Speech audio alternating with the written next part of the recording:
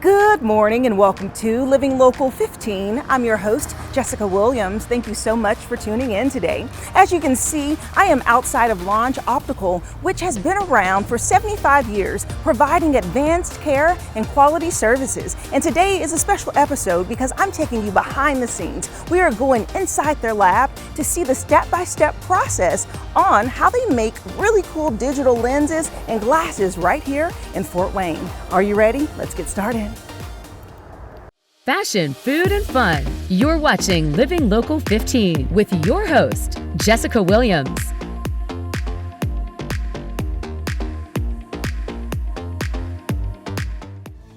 This segment sponsored by Longe Optical. I am now joined by Josh Quintana, who is the General Manager at Longe Optical. Hi, Josh. Hi, how are you? Great to see you again. It's wonderful to see you. Yes. Okay, so now we are in your lab, which is so cool because we're at the North Anthony location, and you have all of this happening behind us. Yeah, it's kind of it's the hidden room in the back of the building. Right. Yeah, nobody ever knows the it's room here. where it happens, right? Yep, all the fun happens. stuff. So let's start off by just giving an overview about Longe Optical. So Longe Optical, 75 years here in Fort Wayne, always independently owned. One of the unique things that we really wanted to make sure happened was we want to make this stuff here in Fort Wayne. So Longe is, yes, we're in the storefront and you can get your exam done, but your glasses get made here in Fort Wayne. Mm-hmm. We don't do it anywhere else, and that was something that we wanted to make sure we did. That is really cool. And so why did you decide that? Does it make the process quicker? Is it about quality control? How does it benefit the consumer? I think it's all the above. So the goal when Longe Optical really started making a difference in the overall performance of the company was we wanted to make sure that we were offering people something unique and different. Mm-hmm. Yes, maybe they can get it somewhere else, but we wanted to deliver the highest level of quality, the highest level of optical clarity, mm-hmm. At an affordable price, and deliver it in time for you to make it to your trip, kind of exceed expectations when it came to turnaround time. And in order to do that, you really have to take control of the process and do it yourself. And that's why we did it. Yeah, which is awesome, being innovative because you all do it at the highest level here, locally. So digital lens technology. So the technology's been around for quite a long time, mm-hmm. But it's quite expensive to really to get into the process of investing in the machine. So you really have to be fully committed mm-hmm. to going all digital. And that's what we did, and the investment obviously is done great, not only for the consumer here in Fort Wayne, the guests when they come in and get their glasses, but we're able to control the process and deliver a great product and employ several people and just make things here in Fort Wayne, and that's really cool. It is. So we hear different things. I see so many people working, so I'm so thrilled that we get to take you all behind You're gonna the see how it's done. and see how it's done and just kind of look. And I think you have some examples to kind of show me. I'm going to show you the difference between finished and digital. All right, let's take a look.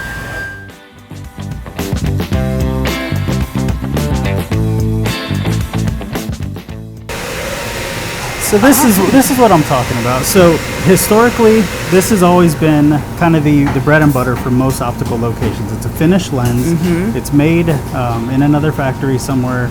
Already comes with a prescription already set, and it's simple. It's cost effective. Mm-hmm. It does provide good optical clarity, and you can see well with it. There's nothing inherently wrong with this technology. It's absolutely been a sustaining part of the industry for a long time. Mm-hmm. That lens gets edged down, and we'll see the edgers later. Mm-hmm. Just to the shape of this frame, it gets inserted, they fasten it, clean it up, and you get your glasses.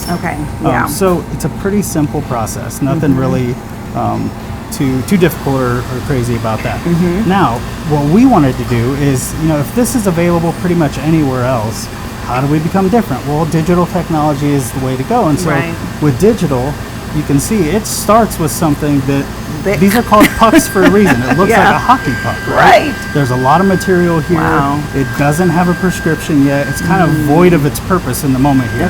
But it's ready to be made. And so we take this puck here, we use all the measurements from when you went in, got your exam, the way the glasses fit on you. Those measurements go into a computer over in Germany where the Zeiss headquarters is. They send it back to us in about 30 seconds, and we get your tailored measurements, all the information needed to send this puck through all these machines and make your lenses. It's a pretty cool process. But you come out with a tailored product, and so this one here, this is like a polarized lens, same thing. See the thickness on that? Right. You know, when you want your sunglasses, this is Okay. something you would use. Same concept. It's a puck. It doesn't have a prescription yet or anything, but this is kind of a cool visual to see just the overall thickness and the difference between the two products. Wow. So thinking about just the process, I know we're going to go through some of the steps, but how long do glasses typically take to get done? So when you do a finished lens, you know, that process in itself for them to take this out of the wrapper and put it on that frame, maybe 20 minutes. Okay. You know, our guys are great, but it's not the primary form of product we use, but this can be done anywhere in a matter of minutes. Okay. This does take longer because it's got to go through several machines here in the lab. So total runtime, if we were to say, okay, let's start the clock, this lens goes through every single machine and delivered back to you, that whole process is about 7.5 hours of just production time for this lens. Yeah. Now here at Longe Optical, we've been working very, very hard to take the typical turnaround for a digital lens, which is anywhere from 10 to 14 days, and shrink that down. You know, controlling the production cycles, having an amazing team to make the products, and so we've got this down now to 2 to 3 days. That's not met anywhere else in the industry. It's something we take a lot of pride in, because this is something that just simply can't be done typically that fast in most locations. Right. Because it's so customized. So if someone's looking at this and they have this standard lens and then they have this custom flow lens, how would you describe it to the client saying, this is a better value for you for this reason? Why would someone choose this one over this one? Yeah, so I think it comes down to the quality of the product, right? So when you look at a tailor-made product, there's no excess material on that. There's no extras here and there because it's universal fit. This is a tailored fit. So when this lens goes through that process, I mean, we're removing 90, 80% of the total material to get down to your prescription. It's almost like, you know, when you go to the store and you buy a product off the rack, you know, a shirt or a pair of trousers, whatever, it's a regular size. And that size is universal. That's your finished lens. This is like going to the tailor saying, here are my measurements, here's how this jacket fits me, make my product. And that's what we do here. And so it's just a different type of product. And I will say, the technology is typically expensive in most places. If you were to ask for a digital lens at another place that does not have their own lab, it's an expensive product. Because we manage everything internally, we control the production, the costs are not what you would think. So the costs at Longe Optical for an all-digital product are pretty much the same as everywhere else for a regular product. And we take pride in that because it's value to the consumer. It's a tailor-made product at a finished lens cost. And it sounds like this is kind of the organic version, kind of like if you're buying groceries or something and you take away all the additives and all the extra stuff, and this is just the purest form from the original source. And I think that's valuable. The thinnest and lightest your prescription can be is in a digital lens. See, and let's talk about that, because I think that a lot of times people are concerned if they have a higher eyeglass prescription, they don't want to have bifocals and, you know, something that's really thick.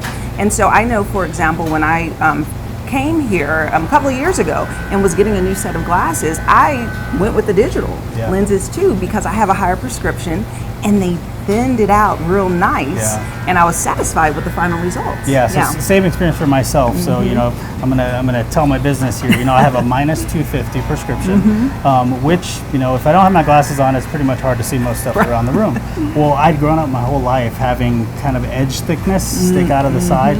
Cosmetically, it doesn't look great. You know, sometimes makes people a little self-conscious. You know, my glasses are really thick. And there's a lot of people that have prescriptions that are even worse than mine was. So it's a thing that people care about. Well, with digital technology, because we don't need all the extra, in most cases, your lenses are going to be significantly thinner, significantly lighter, and cosmetically, they just look better. The one thing I noticed when I got my first pair of glasses when I joined the Longe Optical team, there was no lens edge thickness outside of the frame. It was so cool to see because I'm like, ooh, I have thin, nice lenses. You know, I don't look like I can't see. You know, it was a unique thing. And again, on this end of it, we look at that stuff, and it's a performance metric for us. We want to make sure that we're making the products and offering the best. But for the guests, the consumer, when they come in, for them to receive something that's just better than they've ever had, that's why we do what we do. All right, sounds good. Okay, let's keep walking because I want to see what you all are doing. idea for the show? Want to find out how you can be a guest? Contact us at livinglocal15@wayne.com.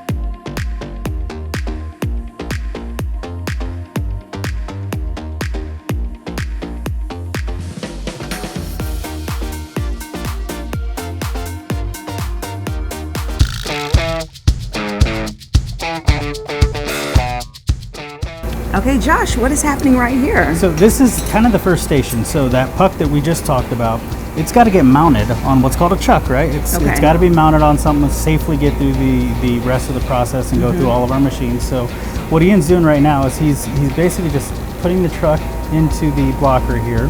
He's taking that puck. It's already been kind of, there's a protective wrap on the back of it. And then he's adding a liquid alloy into that little chamber there. And what that alloy is going to do is it's going to take the chuck and it's going to take the puck and it's going to basically stick those two things together without damaging or melting the lens. Okay. It's a very, very important part of the process because if that bond is not good, it's not going to make it through the machines. It's going to get knocked off.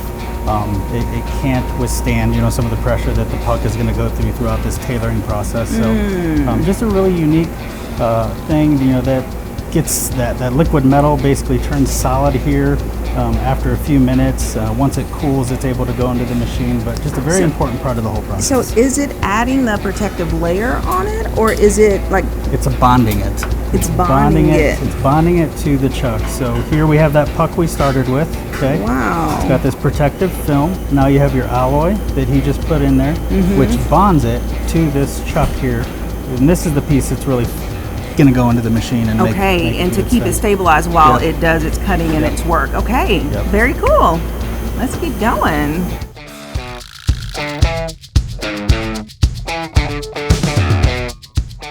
All right, so after it is pucked, after it's pucked, it is blocked. It's placed on the puck.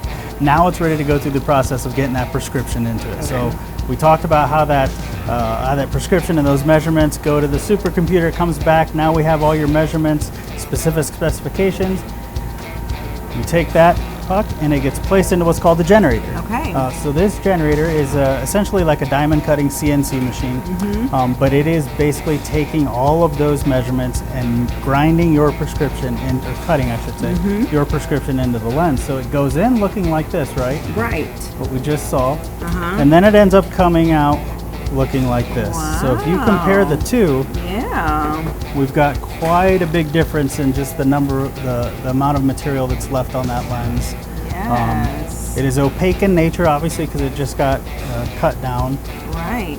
But there's a significant difference at this point. And technically the prescription's in there now. Yeah. Now we just need to make it look nice. All right, let's do it.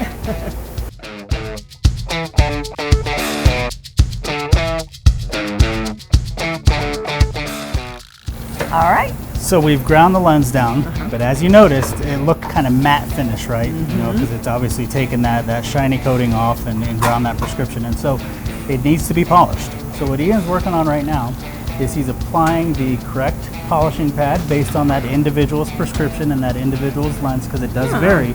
If you notice, there's like 10 different pads here. Right. So again, it's not a one-size-fits-all. That prescription or the shape of that lens might require a different type of abrasion.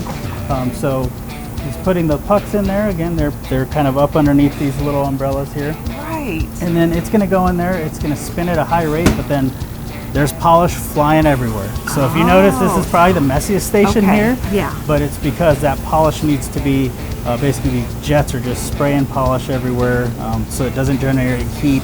The polish is cooled at a really cold temperature, again, to keep heat away.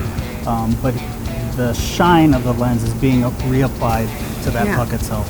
So this is why you get the shiny gleam on the lens. It starts right here. Polisher. I was curious. I was like, what is happening over here? But it's being polished. Yep. All right, next step. Yep.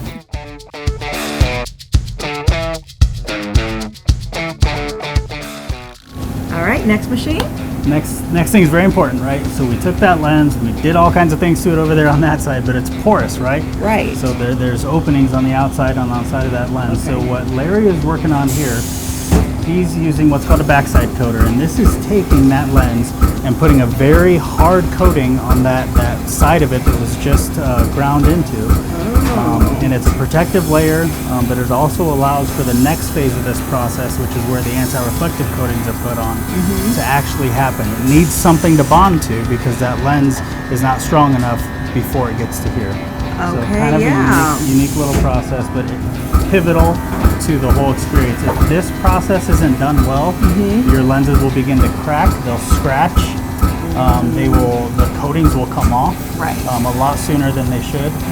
So this is pivotal to the whole process. If this isn't done well, then the end product is not going to be as good. Right, yeah, because like you said, that material is so thin and it could just break and crack. And it's essentially soft. I mean, it's just plastic, really. Different indexes of plastic, but it needs something hard to be able to continue on. All right, let's keep going. Follow us on social media at Living Local 15.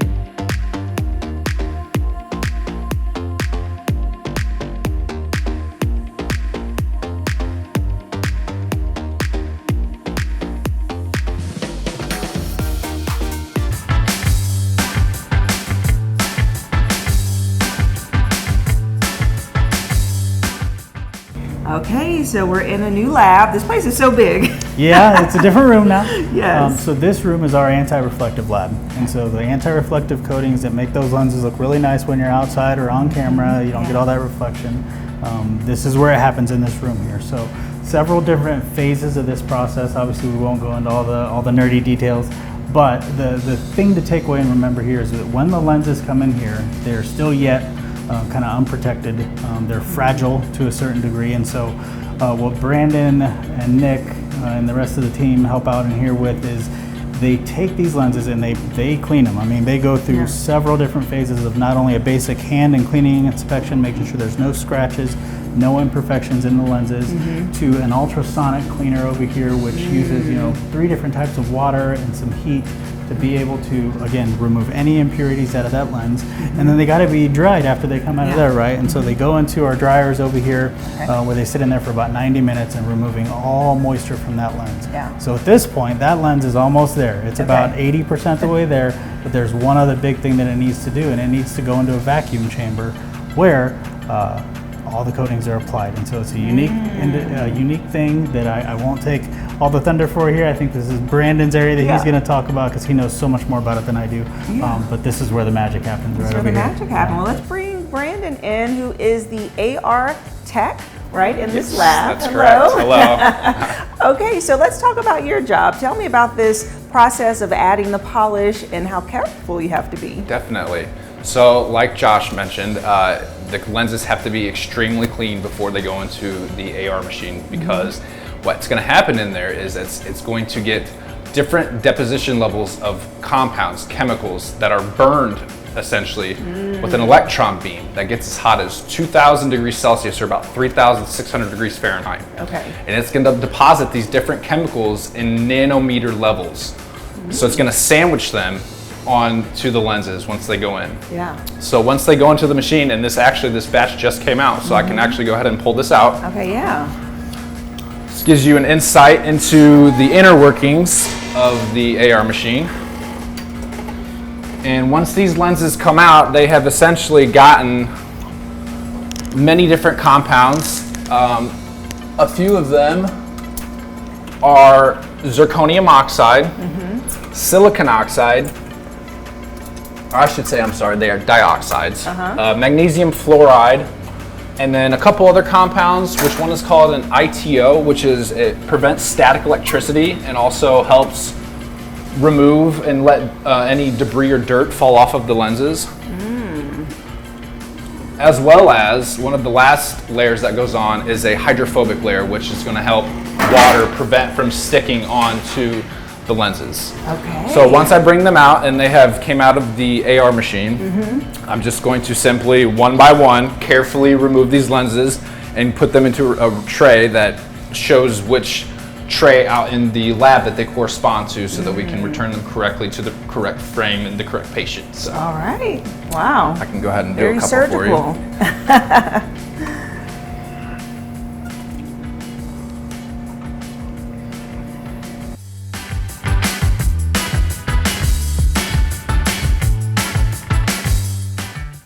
Okay, so we just saw Brandon do this process, and what's the final step, Josh? So we're pretty much done at this point. The lenses have come out, they look fantastic. The next phase is just the team has to be able to cut that down. Whatever frame you picked, it's now got to get cut down and put into that lens or put into that frame. It's a very, very, again, technical process, but again, we already have those measurements, so the machine cuts it down to a very precise fit so it doesn't pop out. And then after that, it's the home stretch. So it's final inspection.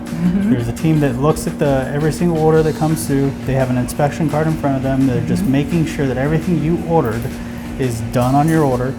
Visual inspection, optical inspection, just to make sure there's no scratches, blemishes on the lenses, and that everything is as ordered. They're cleaned up and delivered to the stores. All right, look at that. Well, that was so cool to see the process behind the scenes and see what really happened. So thank you for the tour. Absolutely, it's my pleasure having you. This is wonderful. Yes. And if you would like more information about Longe Optical, then we will have their website listed below. Check them out, order your glasses or contacts, and I'll see you after the break. This segment sponsored by Longe Optical. Living Local 15, proudly driven by the Kelly Automotive Group.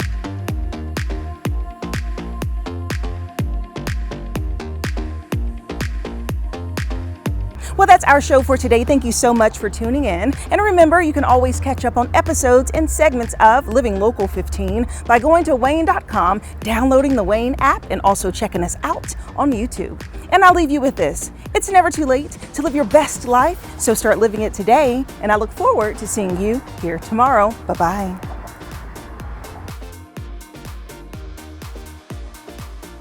Content segments during today's Living Local 15 were paid for by these sponsors.